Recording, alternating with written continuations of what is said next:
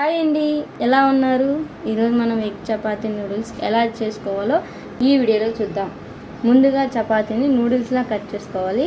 ఒక ఆనియన్, ఒక టమోటా ఈ విధంగా కట్ చేసుకోవాలి. స్టవ్ మీద కడాయి పెట్టి ఆయిల్ వేసుకోవాలి. జీలకర్ర వేసుకోవాలి. ఆవాలు, ముందుగా కట్ చేసి పెట్టుకున్న ఆనియన్స్ బ్రౌన్ కలర్ వచ్చేంత వరకు ఫ్రై చేసుకోవాలి. టమోటా వేసుకోవాలి.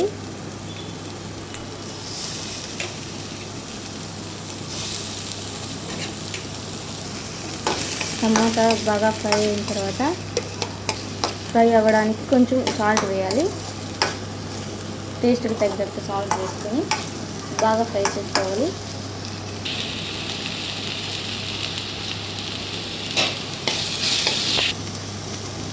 కొంచెం రెడ్ చిల్లీ పౌడర్ వేసుకోవాలి. వాటిలన్నింటినీ కొంచెం బాగా ఫ్రై అవ్వనిచ్చి ఎగ్ వేసుకోవాలి.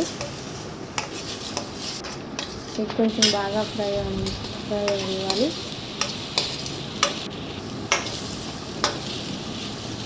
బాగా ఫ్రై అయిన తర్వాత మనం ముందుగా కట్ చేసి పెట్టుకున్న చపాతీ నూడిల్స్ని ఎగ్లో వేయాలి.